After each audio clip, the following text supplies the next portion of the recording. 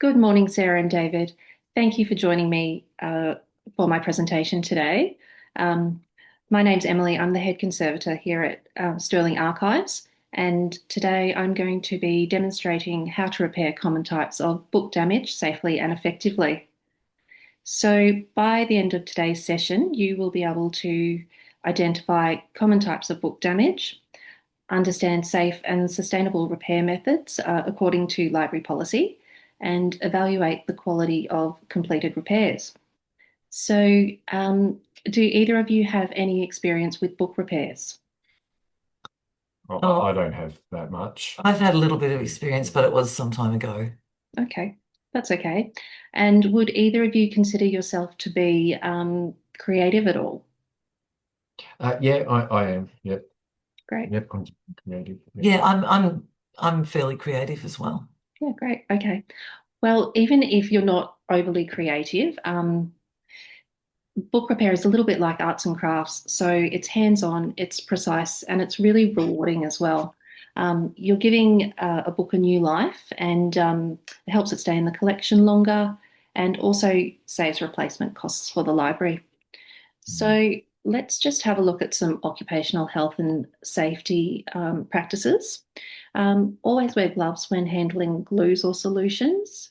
Use cutting tools carefully and always cut away from your body and store them safely as well. Keep your workspace clear of clutter and ensure good ventilation, and always dispose of waste properly in the correct bins as well. So we'll have a look at some common types of book damage. Books in regular circulation naturally wear over time. So the most common issues we see are torn pages, loose or detached covers, split or damaged spines, quite often water damaged books come in, and also past repairs as well. Uh, I will just go through the tools and materials that we use in most book repairs. So we have PVA glue, which is acid free, which helps with it dries flexibly and it doesn't damage the paper over time. Um, we have a bone folder, which helps smooth surfaces neatly. Um, Repair tape and cloth that just reinforces fragile areas. Um, you use a scissors or a box cutter, and I also have weights and clamps to help the glue set solidly as well. So I'm going to show you the most common type of book repair we do, which is a torn page repair. So I'm just going to move my screen down so I can show you what I'm doing here with the repair. So here I have a very well-worn book here. There is a bit of damage up on the corner here. The spine has a little bit of damage here also. And just flicking through, we have a tear in the back here, which I will show you how to repair today. So Okay. you can see that quite clearly. I'll just turn that around actually. Mm-hmm. Okay, so first step is basically just to align the pages nice and carefully. Then I will apply my tape.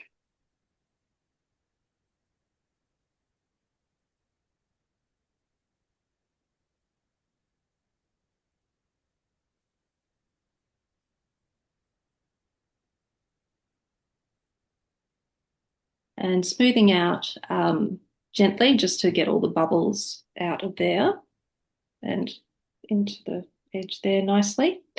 Then I like to reinforce it on the other side. That's come up quite nicely. You can see there's not much of a gap there.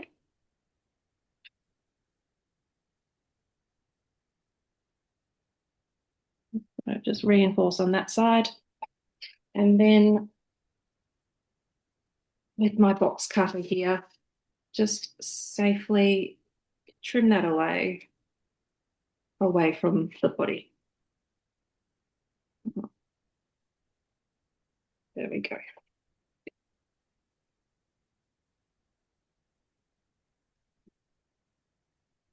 And I shall also just pop a little bit of tape up on the corner here.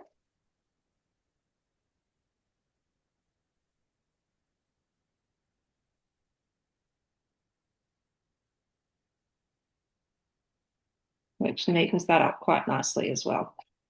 Yep. Okay. I'm also going to show you how to repair a bit of spine damage here. So just inspecting the book here, this has come off a bit. And so I just want to reinforce that with some glue and then let that dry for a while. So because I'm using glue, I'm just going to pop on my gloves. Are they just rubber gloves? Yes, these are just simple rubber gloves. Okay. Taking my brush here, I have my glue placed in a little pot there that I can reuse. And I'm just going to apply a thin layer of glue down the edge here. So on the edge of the paper there, and also on the spine as well. Mhm. Okay. I'll just hold that up to show you. So just right in between Mhm. the spine and the book there. Yes. I shall also pop some on the paper here and then stick that down.